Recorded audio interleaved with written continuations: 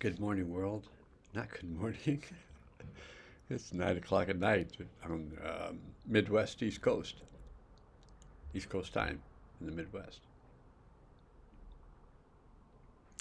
Can't see it, but I noticed that my fists are clenched and my elbows hurt, and I feel like I was in an energetic boxing match. And it was a draw, but it was a tag team, and my partner in the tag team took a beat down, and it was painful to watch. I mean, I'm, I'm laughing um, in some ways because I let go of the pain really quick, which is like highly unusual for me. I can carry pain for days, months, or years, depending on how long I feel like I need to be in pain before I let it go. And I'm sure there's a few out there that can relate to that thought. That isn't scratching the sound too much.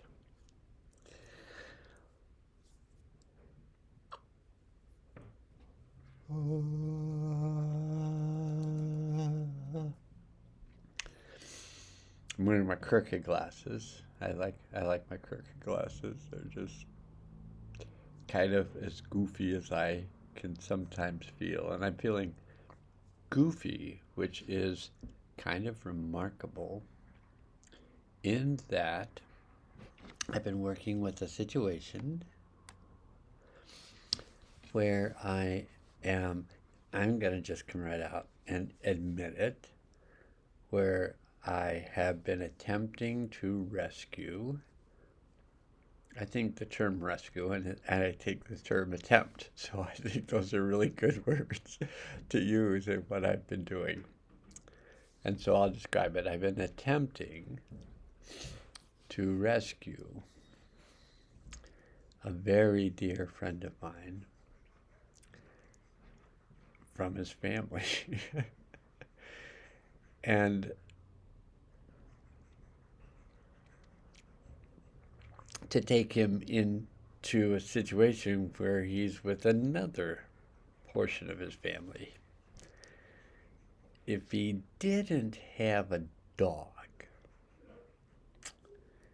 that just goes with him, and it's a very large dog on all levels, and she's a Catahoula leopard, and she's a bit of a heifer,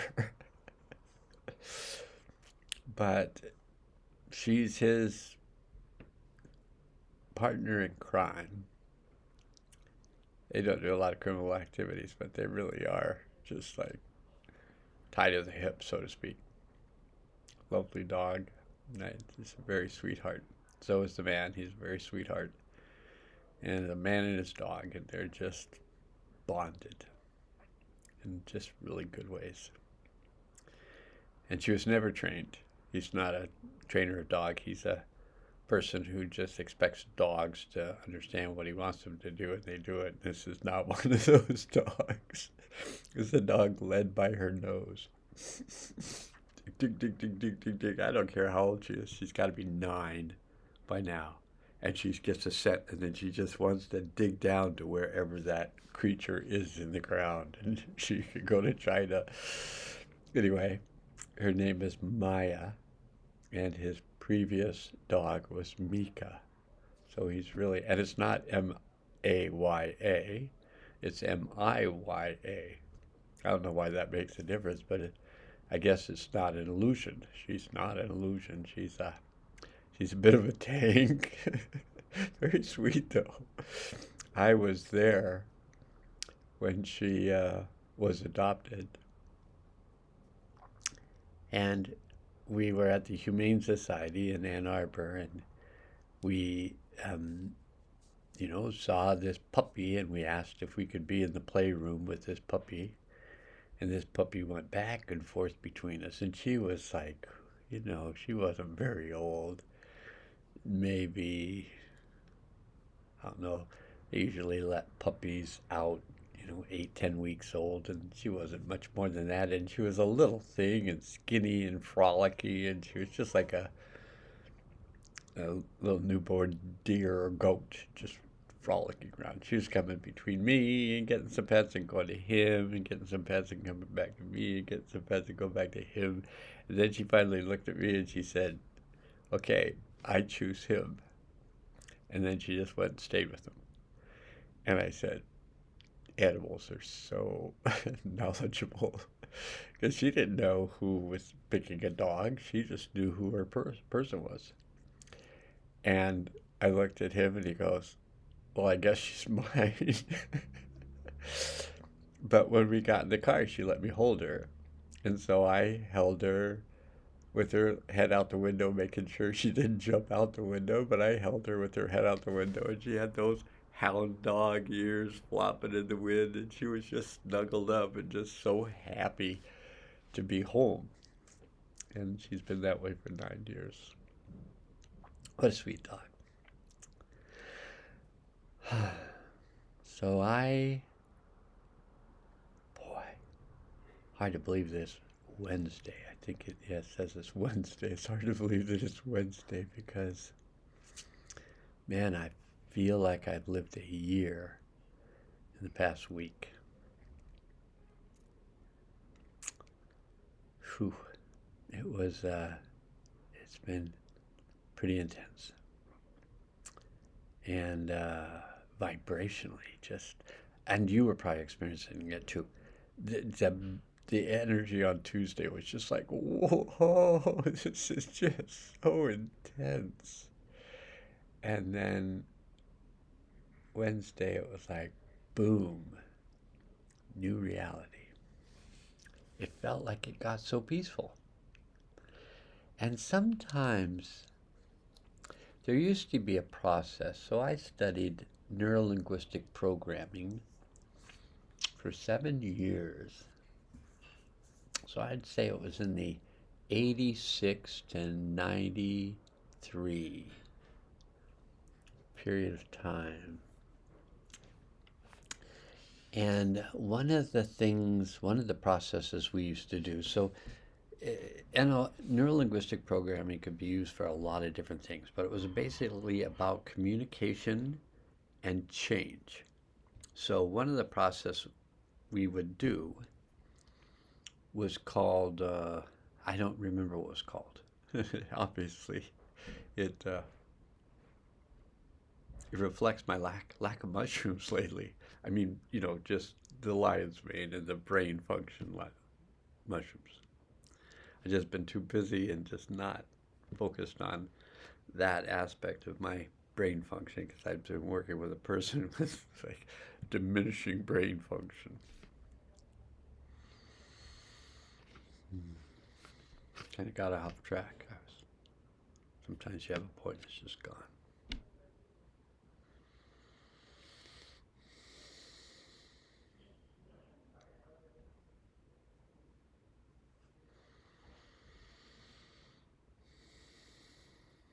So I'm going to talk kind of broad scope. I came from Washington to Michigan with an agenda. And the agenda wasn't so much related to an outcome, but the agenda was related to finding out on my own personal reconnaissance experience how my friends seemed to be doing who didn't seem to be doing well whenever I was on the phone with him. He seemed like he was always kind of stressed out, losing memory, just seeming really old. Older than old. Just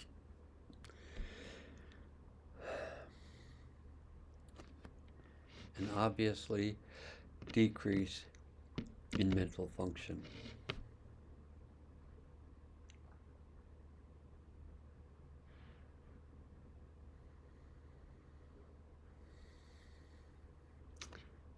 And it's been interesting because I spent 5 hours. I got in on Sunday night. I spent 5 hours on Monday doing healing release work with him. Not setting up a field, just the field set up. I'm just working with the energetics. I'm just grounding any disturbance that shows up in the field of relationship between us. In 5 hours. In the end of the 5 hours, he seemed lucid. He seemed like himself from 10 years previously. And I'm like, whoa, isn't that cool? Let's see where that goes. The next morning, it was Tuesday, and it was really strange how it just, we just didn't connect in that day to a period of time when I finally kind of checked in. I guess that was yesterday. And he had regressed completely. I was like, what caused that? And he said he had been visited by his son. And energetically, he felt really beat up. So I did a number of more hours of work. That's what I do. I'm an energy healer, and I work with lots of people, but there are people that there's a lot of them. But there are people just so dear to my heart that I would do anything for them because they're just so dear. And he's one of them. And I have just a number of wonderful male friends, but I don't have anybody quite this open-hearted and quite this belligerent and hard-headed. So it's like a really interesting combination. And just as an example, I always called us the odd couple because I began when I was trying to sell my house so that I could move out to Washington more of the time. So we didn't have one mortgage and one rental payment. And I had to keep just kind of going. But at a certain point, I didn't like cleaning my house anymore. And so that was Monty, sent me a text. For any of you who know Monty, I don't know if Monty ever watches these videos. But he was the one that found the vortex on the top of the hill for the birth of Abrahaminat. So he held space that night for all that work I did. So he's a very special person. But anyway, distractions are good. They break it up. They break up the energy.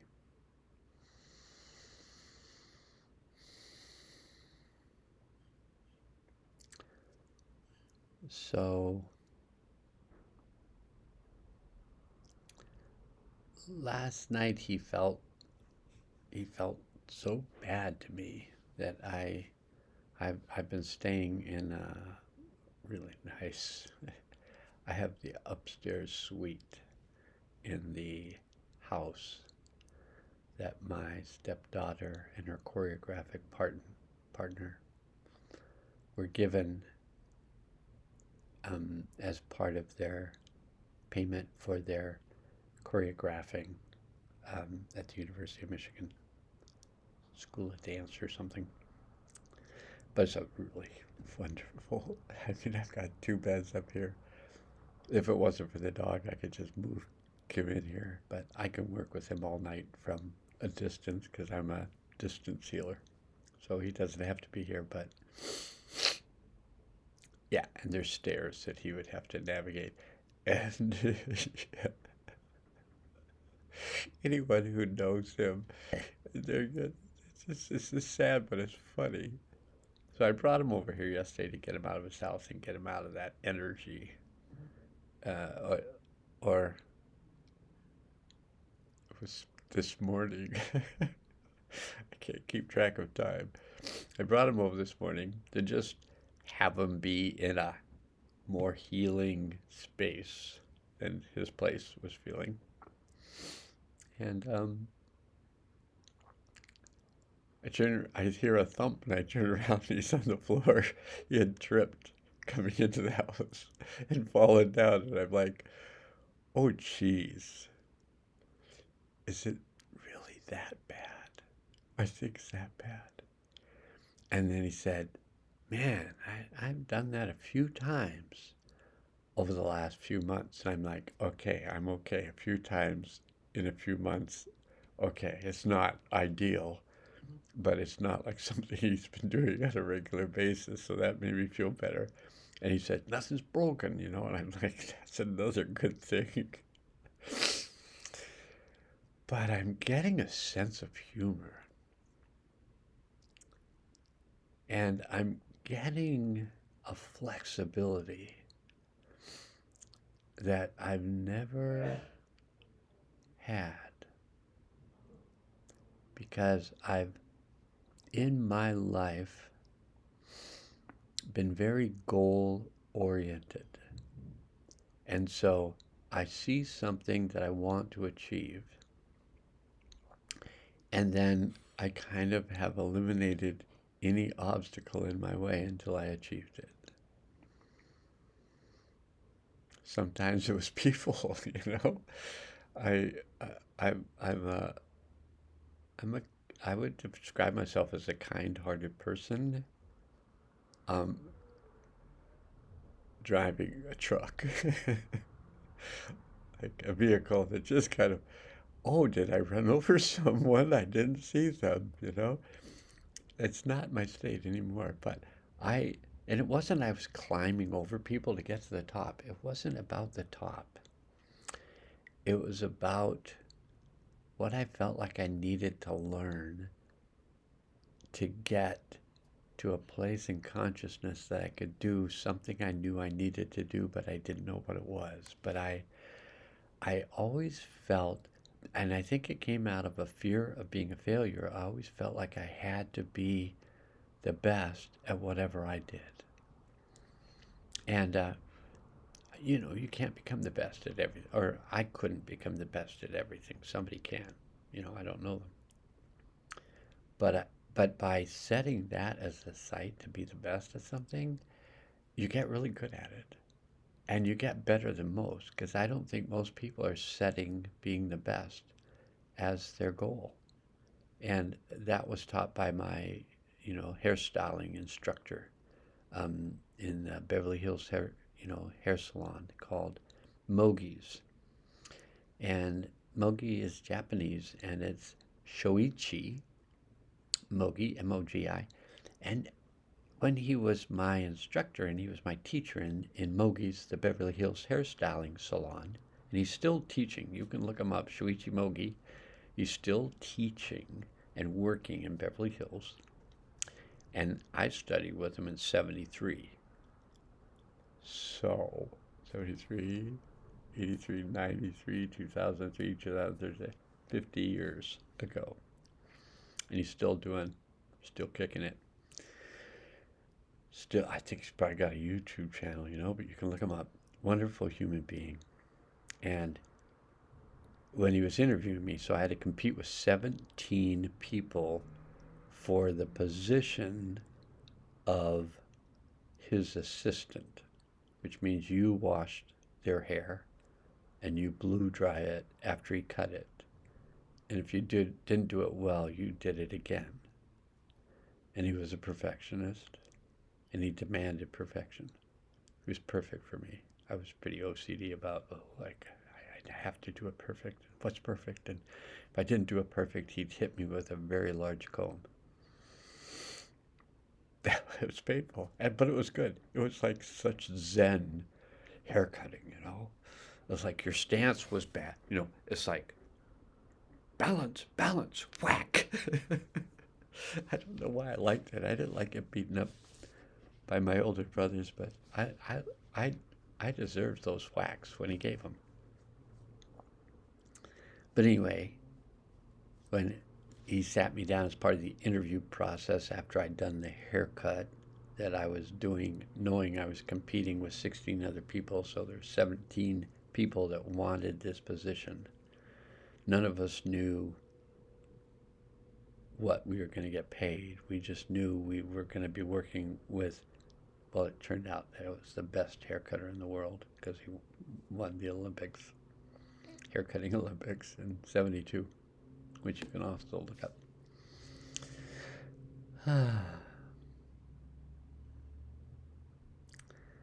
But he looked at me and he said, "How good do you want to be?" And I said, I want to be good." He said, "How good?" I went, "Very, very good." He said, "How good?" I was losing focus. I was like, "Very, very, very, very good." And he said, "Do you want to be the best?" And I literally felt my brain explode with the idea that it was possible for anyone to be the best at anything. I just didn't see that as possible. And how would you even gauge it? But I said, yes. And he said, "Well, you're going to have to be better than me." And he took me over to this giant glass trophy case with this giant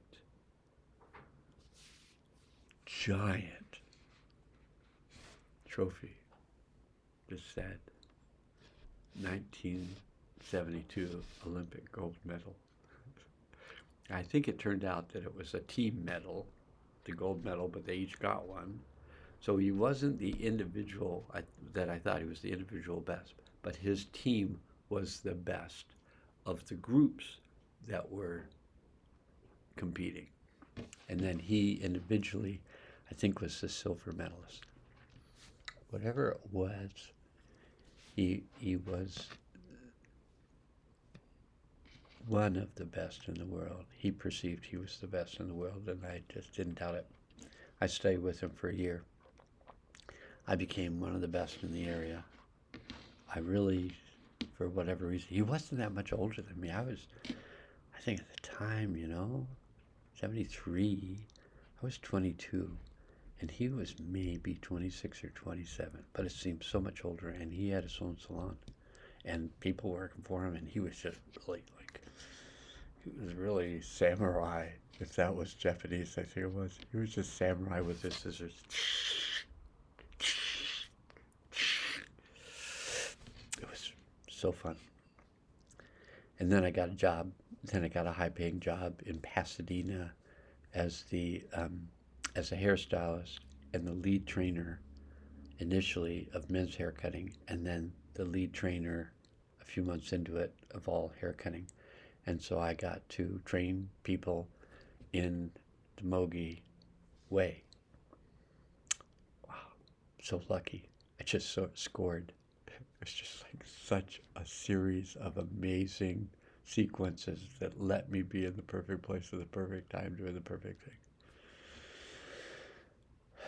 And it kept happening, and it kept happening. I kept finding the best and studying with them, and then moving on to the best of the other thing and studying with them. And as a result, I've been very good at what I do. And tonight, I took an energetic slap down. I mean, I met a young man, relatively 40-ish, a young man, a mechanic, not to diss mechanics, I think they're amazing, especially today with computers and all that stuff, but basically a mechanic who would have made an amazing attorney because he basically just tore apart the case of the opposing party, and both of us were just like, oh, holy crap, we've just been disintegrated. So that was only round three with him, though, and I still got some energetic healing things up my sleeve and in my bag, and I'm still ready to pull out the lightsabers. I mean, he is on a physical level. He has a rather large noggin, which some people have large noggins, but not that mental acuity. He has a large noggin, no hair on it, large noggin, intense face, and unbelievable mental capacities. Just, you don't want to get in and argue with him. But powerful energetics. Whereas I typically use my energetics to help people to open things up. He uses his energies to just batter people. Batter people to do what he feels is best for them. Boom, boom, boom. And I watched it. I just watched him beat down his dad energetically. And I just went, damn, that's not necessarily for the highest good, but it might be. Because how do I know? How do I know what's in the highest good? I just observed it. And afterwards, I ran home to my wife on the phone and I just said, help, please. Could I have some cards? Would you pull some cards about what I'm working with? And the cards were really good. And I got the Fool card, which is the zero card. So it doesn't exist on some levels. But the Fool's about the willingness to do anything, basically to assist change, which is change the way you've been doing it. So I'm changing on that. It takes me back to the beginning of this. I'm changing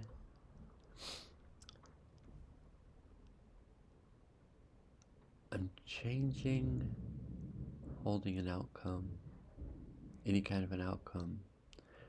The outcome I wanted before is that my friend ended up getting into some alternative types of care for his memory loss.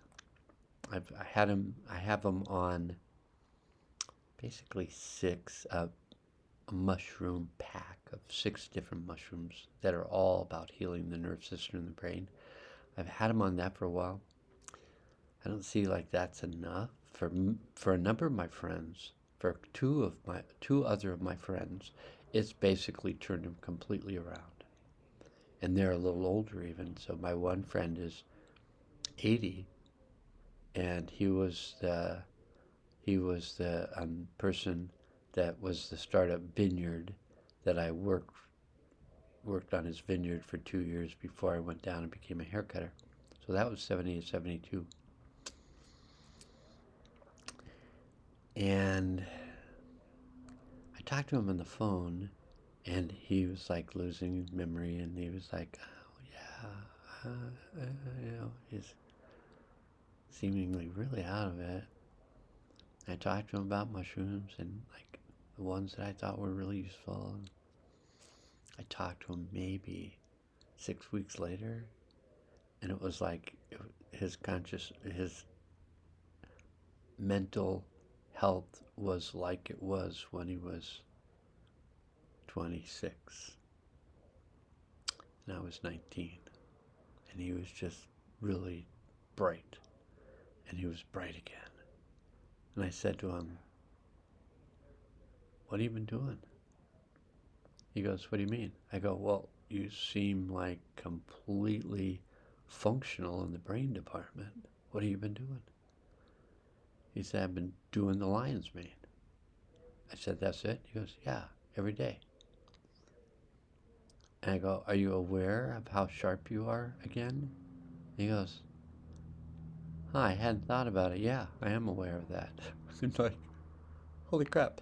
So I was just like thinking that this was going to happen for my friend. I was just going to get him on these 6 mushrooms, cordyceps and lion's mane and turkey tail and chaga, a couple others. And he was just going to miraculously get his brain function back. I think it was possibly, it might have been the Agent Orange from Vietnam that was maybe catching up. Maybe it was just in there kind of seething for 50, 60 years. Or it might be many other things. But my interest was to get him under the care of an acupuncturist, Chinese medicine type person, um, or someone treating, um, I think it's called mentition, but memory loss naturally with success. Who are these people? How are they having this success? I felt like the mushrooms were going to do it, but they didn't. And they haven't yet. And so I don't know. I was going to be driving him out to California. It's like the old leading the older. I was going to do the driving, whatever, 2,200 miles.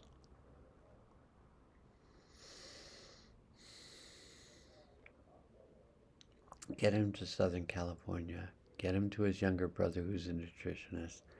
Get him in a home that with a brother who will take him to doctor's appointments, get him under good care, and work with him the whole time I was driving across the country. So that was kind of my plan. My earlier plan had been to get his brother to fly out there and drive him back because his brother's younger and willing. But he canceled out that trip at the last minute. Just told his brother he wasn't coming. And why? Well, he had had a conversation with his son. His son said not to go, so he wasn't going to go. And so then he started calling me and having really difficult, kind of dark nights of the soul kind of things going on, and just was suffering so much. And I just thought, okay, I had kind of committed to not leave my property until 2025 at the end of the cleansing process, the 28 years of cleansing. I had really committed to myself to just not leave and to just stay there and clear my stuff and the world stuff and all that stuff. But my wife's intuitive, and my wife said, you got to go. And so it seemed right, and so I did. And so the whole striving for a goal, to achieve a goal, even if it's a very thoughtful goal, like helping your friend get their mental capacities back, it seems like a very honorable and lofty goal, maybe. But one of the things I was trained in my healing work was never hold an outcome for the person you're working with, because you get in the way of what they're doing. And I forgot in this instance. I've been real clear about it since I began working with this group of beings in the late 90s who were training me. And their rules were never enter the world of another, never go inside a person's energy field, and never hold an outcome. And I realized I had been holding an outcome. And it was the holy grail of outcomes. Return mental function. And I didn't realize it until just now. People have a soul purpose, and their guides are working with them to bring that about. And if I'm trying to drive a person across the country, even if it appears to be their choice based on my energetic, like he's getting beat from both sides by two energy heavyweights, his son, his best friend, his son, his best friend, his son, his best friend. And the fact that he came out standing is outstanding. After the two of us were like, well, but, ruh, ruh, ruh, he's family.